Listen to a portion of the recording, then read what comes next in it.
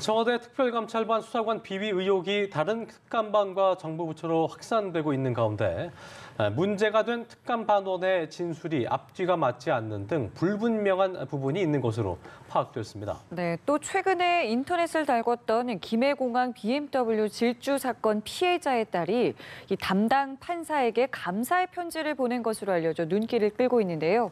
오늘 김성훈 변호사와 함께 자세한 내용 짚어보도록 하겠습니다. 네, 어서 오십시오. 안녕하세요. 김성훈 변호사입니다. 네, 검찰이 특별감찰반 청와대 파견 수사관에 대한 조사를 진행하고 있는데요. 어쨌든 고강도된 감찰에 돌입을 한 것으로 보입니다. 경찰 수사에 개입했다는 의혹이 있었는데 이거에 이어서 추가 비위 의혹이 좀 잇따라 나오면서 파장이 커지고 있는 모습인데 골프 회동도 그렇고 인사 민원 어떤 의혹까지 제기됐다고 하죠? 네, 맞습니다. 사실 반부패 비서관실 산하의 특별감찰반이라는 거는 이제 공직사회 전반, 특히 이제 감시하는 부서들이 제대로 된 공직기관이 확립이 되어 있는지를 감찰하는 곳입니다. 그만큼 막강한 권한이 있는 곳인데요. 오히려 그러한 권한이 있고 비위 사실을 적발하고 첩보를 입수해가지고 처리해야 할 부서에서 담당자들이 그러한 권한을 이용해가지고 부정한 청탁 등을 하거나 또 여러 가지 정상적인 수사 절차에 개입하는 시도들이 있었다는 점에서 크게 문제가 되는 것으로 보입니다. 말씀하신 것처럼 막강한 권한이 있었는데 그게 지금 역으로 상당한 좀 영향력을 휘두른 상황이 아니겠습니까? 네, 맞습니다. 반부패 비서관실 산하의 특별감찰반원은 특히 이제 고위공직자들에 대한 정보들을 수집을 하게 됩니다. 그러니까 결국 각 부처에서 가장 최상위에 있는 그런 담당 공무원들이 조사하다 보니까 이제 여러 가지로 그 담당 부처 내에서 영향력을 실제로 행사할 수밖에 없고요. 그 첩보의 수집이라는 건 사실은 드러나지 않은 비공개 정보들을 확인하는 절차들이 있어야 하지 않겠습니까?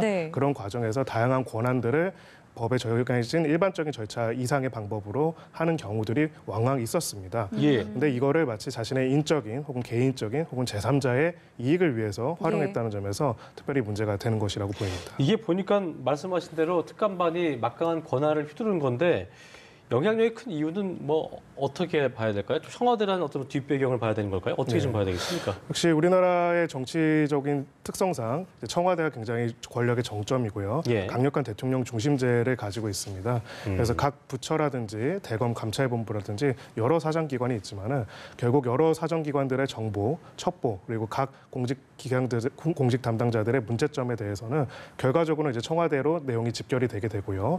또한 이런 부분들이 고위공직자들의 인사에도 아주 강한 영향을 미치게 됩니다. 그래서 소위 말해서 전에 좀 시간이 지났지만 기무사 관련해 가지고 큰 문제들이 있지 않았습니까?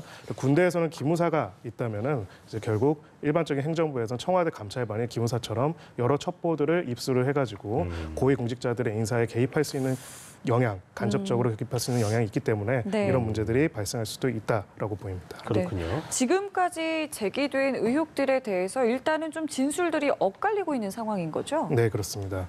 지금 일단은 조사 결과들이 약간 공식적인 발표보다 보도가 앞서서 되고 있습니다. 그러다 보니까 정확한 조사 내용들에 대해 가지고는 확인이 어려운 부분이 있지만요. 지금 일단 감찰반원에 문제된 사람이 한 사람뿐만 아니라 여러 사람에 대해서 조사가 이루어지고요. 이 부분에 대해서는 조금 저희가 또 이해할 부분이 있는 게 실제로 피의자가 한 명이라고 하더라도 그 피의자 한 명을 조사를 하는 것이 아니고 그 피의자의 주변 인물들에 대한 대대적인 참고인 조사를 통해서 그 피의자 조사의 진술의 신빙성을 확인하게 됩니다. 그 과정에서 나오는 것들이 서로 다른 엇갈리는 부분들이 다수 있다라는 것이 보도로 확인되고 있습니다. 그렇군요. 그러니까 어쨌든 엇갈리는 부분들을 검찰 차원에서 왜 특감반이 골프를 쳤고 비용의 출처는 또 어디고 이것이 관건일 텐데 사실관계를 확인하려면 일단 검찰이 아까 말씀하신 대로 강제 수사도 해야 될 가능성도 거론되고 있는 상황인 건데 강제 수사는 어떤 과정으로 이루어지는 겁니까? 일단은 현재 그 강제 수사와 임의 수사의 차이점이 있는데요. 결국 수사 자체는 원칙적으로는 임의로 출석을 하느냐 아니면 이제 강제 구인을 통해서 하느냐에 대해서 기본적으로 차이가 있습니다. 근데 지금 현재는 일단은 내부에서 근무하고 있는 근무자이기 때문에 임의로 출석을 해가지고 내용들이 조사가 되고 있는 걸로 보이고요. 이제 압수수색이라든지 이제 사용 기록 등에 대한 여러 가지 영장 청구를 통해 가지고 이루어지는 수사들은 차차 이제 그 진술 내용들의 서로 다른 부분들을 확인하기 위해서 진행이 될 겁니다. 추가적으로 지금 터져나오고 있기 때문에 그렇게 갈 가능성도 있다고 보시는 거죠? 네, 맞습니다. 결국은 제일 먼저 진술 조사를 하는 이유가요. 진술에서 엇갈리고 확인이 필요한 부분이 어떤 부분인지를 파악하기 위해서 하는 겁니다. 예. 파악하기 위한 부분들이 살펴지면은 거기에 대한 어떤 물적인 집행들을 할 수 있는 다양한 강제 수사 방법들을 동원하게 되는 것이죠. 그렇죠. 지금 일단 그 단계라고 보시면 될 것 같습니다. 예. 그럼 이 강제 수사를 하게 되면 뭐 자금 추적이라던가 뭐 통신 자료 확인 이런 부분도 충분히 가능하겠군요. 네, 그렇습니다. 근데 통상 실무상으로는 이제 예. 진술하는 조사 가는 과정에서 임의로 제출을 하도록 합니다. 그러니까 예를 들어서 당시 골프장 비용을 누가 냈는가, 예. 어떤 카드를 했는가 예. 그런 부분들이 있다면은 그런 계좌를 내용을 다 가져와 봐라 내고요. 근데 이제 그거를 거부하거나 네. 거절을 하거나 신속하게 확보할 필요가 있을 경우에는 강제 수사로 들어간다고 보시면 됩니다. 그렇군요. 일단 뭐 아까 말씀드린 대로 비위 적발된 특감 반원의 진술이 곳곳이 좀 불투명하고 말이 안 맞는다는 것 자체는 뭔가 좀 의심을 살 수 있는 부분이기 때문에 네, 그렇습니다. 이런 부분을 잘 파고 들어야겠다는 생각이 들기도 하고요. 네. 만약에 비위 사실이 맞는 것으로 확인된다면 네. 이게 결과적으로는 법 위반 정도로 봤을 때 네. 국가공무원법 위반하는 거니까 네. 어떤 조치가 좀 취해지는 거예요? 일단은 징계 조치가 먼저 이루어질 거고요. 예. 이제 그 다음에 징계 조치 위에도 형사적인 조치들도 처벌도 이루어질 수가 있습니다. 국가공무원법 제61조에는 직무에 관해서 이제 부정한 향응 등을 제공받지 못하도록 정하고 있고요. 예. 또 요즘에 소위 말하는 김영란법이라고 저희들이 소위 통칭하는 이제 네네. 청탁금지법상의 위반 문제도 있을 수 있고요. 가장 큰 거는 지금 과연 향응을 접대만 받은 것이냐 아니면 향응을 접대를 받고 그것을 대가로 삼아가지고 이제 다른 어떤 수사에 개입을 하거나 예. 뭐 인사 청탁을 하거나 뭐 오늘 나온 새로운 보도에 따르면은 어떤 특정 사업자를 특정 부처에 소개를 했다라는 그런 보도도 있었는데요. 네. 예. 그럴 경우에는 이제 뇌물죄, 직권남용죄도 같이 적용될 수 있는 여지가 있습니다. 그 처벌 수위는 상당하게 되는 거죠. 상당히 높아질 수 있습니다. 예. 그러니까 형사처벌까지도 가능하다라고 저희가 볼 수 있겠군요. 네, 그렇다고 예. 보입니다. 자, 그리고 민정수석, 조국 민정수석에 대한 어떤 경질 요구, 이 경질에 네. 관한 이야기도 계속 나오고 있습니다. 과연 이번 일이 어디 선까지 좀 책임을 져야 하는가, 네. 뭐 생각을 해봐야 될 부분인 것 같은데요. 좀 어떻게 보고 계시는지요? 사실은 지금 굉장히 정치적인 분쟁처럼 되어 있지만은 예. 네네. 기본 원칙으로 돌아가서 생각해 보면 된다고 생각을 합니다. 예. 사실 국가공무원 복무 징계에 관한 애규가 있습니다. 네. 그 내용을 보면은 이런 금품 비위 사실이 발생했을 경우에는 반드시 그 감독자가 어느 정도의 감독 소홀의 책임이 있는지를 조사하도록 정하고 있습니다. 네. 그래서 단순하게 개인적인 일탈뿐만 아니라 이것이 조직적인 차원에서 제대로 된 감독이 이루어졌는지, 감독 소홀이 있는지를 반드시 조사해야 하는 상황이고요. 그런 내용들을 봐서 이제 바로 위에 바로 반부패 비서관이 있지만은 예. 비서관 혹은 민정수석실 어느 단계에서 책임을 져야 하는지가 가려져야 한다 이렇게 네. 보입니다. 그렇군요. 어쨌든 뭐 그 청와대도 예의주시하고 있는 상황이기 때문에 어떻게 상황이 흘러갈지는 좀 네. 지켜봐야 되는 부분인 것 같습니다.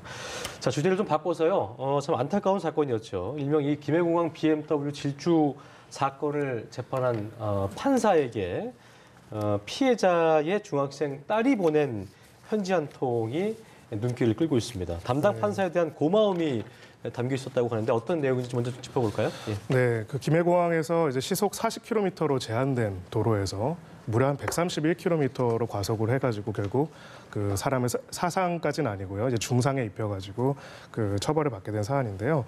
이렇게 과속으로 인해서 사고로 인해서 중상에 이르게 한 경우에는 업무상 과실, 치상 그리고 이제 교통사고 처리 특례법이 해당되는 법조에 적용이 됩니다. 근데 지금 해당되는 그 판결이 금고 2년으로 최종적으로 처단형이 결정이 됐는데요. 네. 이 부분에 대해서 여러 가지 여론에서 너무 솜방망이 처벌이다 이런 네. 비난들이 있었습니다. 네. 근데 이제 이 따님들 피해자의 따님이 공판 기일에 계속 참석을 해서 재판에 참석을 했는데 네. 이 재판 과정과 결과에 있어서 재판장께서 많은 배려를 해줬다라는 것을 고맙다는 취지로 편지를 보내서 화제가 된 사안으로 알고 있습니다. 네. 그렇군요. 말씀하신 것처럼 이게 금고 2년형이 선고가 됐을 때 상당한 또 비난 댓글들이 많이 있었습니다. 지금 피해자 김 씨 같은 경우에는 전신마비 상태로 뭐 간단한 의사소통 정도만 할 수 있다고 하는데 금고 2년형에 대해서 사실은 많은 분들이 왜 이런 형이 나왔는가 궁금해하시기도 합니다. 적다 네. 뭐 이런 게 있었죠. 그렇죠. 일단은 금고형이라는 것 자체에 대해서 한번 우리가 이해해 볼 필요가 있습니다. 사실은 그 실시간 검색어로 이 금고형이 올라갔었죠. 네. 이슈 났을 때. 찾아봤어요. 그렇고요. 네. 네. 금고는 소위 이제 명예형이라고 해가지고요. 저희가 징역형과 구분되는 건데 기본적으로 금고형이든 징역형이든 교도소에 수감되는 건 똑같습니다. 네. 교도소에 수감되는 징역형 같은 경우에는 일정한 노역을 해야게 되어 있습니다. 예. 금고형은 이제 그렇지 않은 거고요. 왜 금고형 같은 걸 두었냐면은 과실에 의했거나 혹은 자신의 명예를 존중할 만한 어떤 사상범의 경우에는 예. 노역에 처하지 않도록 하는 것이 그러니까 바람직하기 고의성 때문에 여부를 얘기하신 거죠? 그렇습니다. 예. 그래서 우리나라의 그 금고형으로 처단하는 대부분의 범죄는 과실 범죄라고 보시면 될 것 같고요. 네. 실제로는 이제 실무상 그러면 금고형이 징역형보다 꼭 좋은 것이냐? 혹은 금고형을 선택한 사람들은 그럼 노역을 안 해서 더 좋아하는가? 예. 그건 좀 다른 문제입니다. 실제로 구금되어 있는 대부분의 금고형으로 수감되어 있는 분들은 이제 차라리 노역을 하기를 원하고요. 아, 원하는군요. 예, 예를 들어서 본인이. 아무것도 안 하고 가만히 방 안에 계속 있는 것보다는 그래도 무언가 하는 게 더 낫기 때문에 실제로 그런 경우들이 많이 있습니다. 그렇군요. 예, 그리고 지금 이 금고형에 대해서는 사실은 솜방망이 처벌이라는 비난이 있었지만은 2년, 예, 2년에 대해서. 형 기간에 대해서는 그럴 수도 있고 또 형 종류에 대해서도 그럴 수 있는데 네. 형 종류에 있어서는 징역형과 실무상 아주 큰 차이는 없다는 부분이고요. 2년이라는 부분은 이제 가장 중요한 부분이 이제 양형 기준이라는 것이 있습니다. 네. 예, 그 대법원에서 정한 양형위원회에서 정한 양형 기준이 있는데 그 양형 기준상으로는 최대한으로 했다라는 것이 지금 법원의 일반적인 입장이고요. 여기에 대해서 이제 네티즌들은 이거는 살인에 준하게 처벌해야 하는 것이 네. 아닌가 이렇게 보고 있는 그렇죠. 것입니다. 보니까 제가 그 기사를 좀 면밀히 살펴봤는데 네. 아까 이제 성유미 앵커가 간단한 의사소통을 얘기했었는데 이제 눈만 움직일 수 있다고 하시더라고요. 네. 그래서 상당히 그 피해자의 가족 입장에서는 네. 2년이고 3년을 떠나서 굉장히 큰 고통에 처해 있을 테고 또 댓글상에서 그 큰아버지 자녀되는 분들하고 또 이게 또 언쟁이 있던 걸로 알고 있는데요. 네, 맞습니다. 결과적으로 그 5년 이하기 때문에 양형 기준을 했을 때 이게 네. 최대로 나온 거라고 말씀하셨는데 네. 그러니까 판사 개인에 대한 비판보다는 어떤 기존 제도에 대한 고민이 필요하다 이런 지적이 나올 수밖에 없는 부분인데요. 네. 어떤 제도적 보완이 필요하다고 보시는지 좀 들어보고 싶습니다. 예. 사실 저희가 이 양형에 관해서 문제가 되는 사안이 2, 3 말고도 많이 있지 않습니까? 네, 네. 두 가지 측면을 우리가 같이 생각해 볼 필요가 있습니다. 하나는 같은 범죄에 대해서 형평성 있는 판단이 내려지는 것이 필요하고요. 예, 예. 그리고 특수한 사정이 있는 범죄에 대해서 그 사정을 고려하는 것 또한 필요할 수 있습니다. 사실은 이러한 것들의 고민이 나온 것이 이제 양형 기준이라고 할 수 있는 부분인데요. 예. 지금 사실 아까 징역 5년 이하의 징역이 최대치인데 왜 네. 2년으로 나왔을까 이런 의문이 있을 수 있습니다. 예, 예. 5년 이하의 징역이 최대치인 거는 사람이 죽었을 경우를 이제 상정한다고 보시면 됩니다. 예. 업무상 과실치사가 있고요. 치상이 있습니다. 그러니까 물론 죽은 것과 다름없이 매우 중상해를 입으시긴 했지만은 예. 진짜 사람이 돌아가신 경우와는 차별을 둘 필요가 있다는 점을 고려했다고 보이고요. 예. 그래서 이제 양형 기준에 같은 경우에 일정한 경우에 법관할 때 더 큰 기준 권고형 이상의 할 수 있도록 기준을 설정해 주는 것 또한 필요할 수 있다고 보여집니다. 아, 예, 그럼 그- 지금 예. 같은 경우에는 그 형벌의 종류가 한정이 되어 있으면 판사는 다른 형벌을 내리기가 어려운 상황인 거군요. 예, 그러니까 법을 개정하지 않으면은 처단형에 대해서는 종류를 자기가 결정할 수 없습니다. 또 궁금한 게 있었던 게 이제 그 따님 되는 분께서 얘기했던 게 큰아버지 측에서 합의를 해주는 바람에 집행유예로 나올 것 같아서 걱정됐었는데 다행히도 뭐 이런 부분에 대해서 감사하다는 말을 한 건데 네. 보통 피해자 직계가 아닌 큰아버지를 이렇게 뭐 협상을 하거나 그런 경우가 있나요? 거의 없다고 보이고요. 저도 이제 되게 특수한 그 부분이 경우죠? 굉장히 이상하기 예. 때문에 봤는데 일단은 지금 좀 피해자 측의 프라이버시 부분이 있기 때문에 조심스럽지만 네, 예. 제가 보도된 내용을 봤을 때는 피해자 따님들이 이제 미성년자라고 들었습니다. 예, 예. 미성년자라면은 미성년자들이 직접 합의를 할 수는 없고요. 예. 법정 대리인이 해야 하는데 지금 아버님께서는 지금 중환자로 계시고 예. 네. 그래서 저희가 추측컨대는 이제 큰아버지 쪽이 법정 대리인으로서 역할을 하고 있는 것이 아닐까 이렇게 추정을 하고 있습니다. 그렇지 않고 단순하게 피해자의 형이라는 이유로 예. 이제 대리권을 행사해서 합의를 할 수는 없습니다. 그런 거군요. 알겠습니다. 저희 다음 이슈로 좀 넘어가 볼 텐데요. 네. 술병으로 아내를 잔혹하게 폭행한 20대 남성이 항소심을 거쳐서 이게 징역 6년에서 3년으로 감형을 받았다라는 내용인데 먼저 이 사건을 좀 간단하게 짚어볼까요? 네, 굉장히 끔찍한 사건인데요. 그렇죠. 예. 이제 술에 취해서 자신의 아내를 폭행을 하다가 결국 아내가 이제 쓰러진 상황에서도 깨진 병으로 목을 찌르려고 하다가 이제 제압이 돼서 드디어 목에 실제로 상처도 심하게 났고요. 예. 그런 상태에서 이제 처벌을 받게 된 건데요.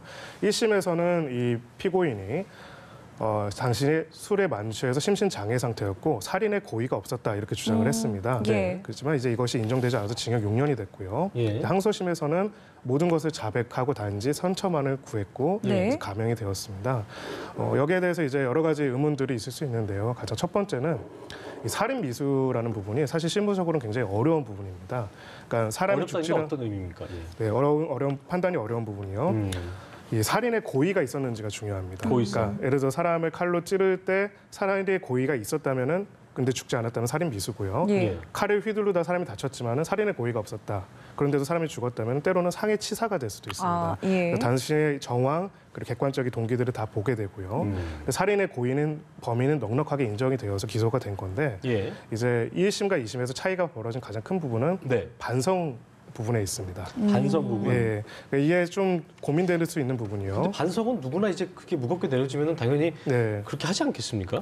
예. 그렇습니다. 근데 참 어려운 부분인 게 이제 살인 미수라는 점을 범위를 부인하게 되면은 살인 미수 자체가 그 형이 인정이 되지 않고요. 훨씬 더 법정이 낮은 단계로 인정이 될 수 있는 여지가 있기 때문에 아마 1심에서는 그렇게 방어를 했던 걸로 보이는데 예. 2심에서는 이제 자신의 죄를 뉘우치고 진지하게 반성하고 또 가장 중요한 부분으로 피해자 측에서 처벌 불원의 선처를 요구를 했다는 부분들이 가만히 된 것으로 보입니다. 아, 처벌 피해자 측에서요? 네. 그래서 그런 부분들이 가만히 돼서 보이고요. 그렇다 하더라도 6년에서 3년으로 감형이 된 거는 일반적인 감형의 폭에 비해서는 조금 절반이 다 감형이 굉장히 된 거 아니겠습니까? 과하게 됐다고 볼 수 있는 여지가 있습니다. 법조인분들께서도 이런 케이스는 좀 너무 과하게 된 거라 이렇게 볼 수 있나요? 뭐 저희가 그 보시기에? 사건에 대해서 조심스럽지만 일단은 그렇게 보입니다. 왜냐하면은 이제 항소심에서 모든 것을 자백하고 자신이 진심 어리게 반성을 하고 하는 경우에 일부 감형되는 경우가 있지만은 절반으로 줄이는 경우들이 이렇게 다수 있지는 않다고 보입니다. 그렇군요. 그러니까 뭐 반성하는 태도도 있었고 뭐 합의도 있었다고는 하지만 사실 네. 이 가정 폭력에 대해서 계속해서 어떤 뭐 엄격한 처벌이 좀 필요하다, 뭐 대비를 해야 된다 얘기는 나오고 있습니다만 이렇게 계속 뭐 감형되고 이렇기 때문에 뭐 근본적인 좀 처방이 필요하지 않겠느냐라는 목소리도 나오고 있습니다. 좀 어떻게 보시는지요? 네, 맞습니다. 근데 더 중요한 거는 처벌의 강도보다도 처벌의 확실성에 있다고 보입니다. 형사 정책에서도 제일 중요하게 여기는 게 강하게 처벌하는 것도 중요하지만은 이런 짓을 한다면 이런 범죄를 한다면은 이것이 확실하게 처벌이 된다. 사법 당국이 개입할 수 있다라는 것이 보장이 돼야 범죄가 예방이 되거든요. 근데 지금 사실은 뭐 최근에도 여러 차례 있었지만은 경찰들이 가정폭력 문제에 출동을 했다가 가정사의 일로 치부해가지고 다시 간다거나 예. 이런 문제들이 반복이 되면서 가정폭력 문제들이 이렇게 범죄화되는 것들이 더 잦아지고 있다 이렇게 보여집니다. 그래서 처벌을 강화하는 것도 중요하지만 이제 현장에서부터 수사당국이 대응할 때부터 이 문제를 엄중하게 보고 판단하는 것이 반드시 필요하다고 보입니다. 이게 그 피해자 측에서 원하지 않는다면 상고로 안 가는 건가요? 대법원까지? 기본적으로는 이제 검찰 측에서 결정을 하게 되고요. 할 수도 있죠. 예, 그래서 예. 검찰 측에서는 그냥 상고를 할 수도 있습니다. 양형 부당의 이유로. 근데 너무 많이 까였기 때문에 네. 파기환송이 될 가능성도 있는 거 올라가게 되면 그럴 수도 있는 거죠. 네, 근데 기본적으로 양형 사유로는 이제 잘 그렇게 파기가 되지 않는다고 보시면 될 것 같고요. 그리고 상고 이유 중에서도 이제 해당되지 않을 수 있습니다. 네, 알겠습니다. 오늘 말씀 여기서 저희 마무리 짓도록 하겠습니다. 예. 감사합니다. 고맙습니다. 감사합니다.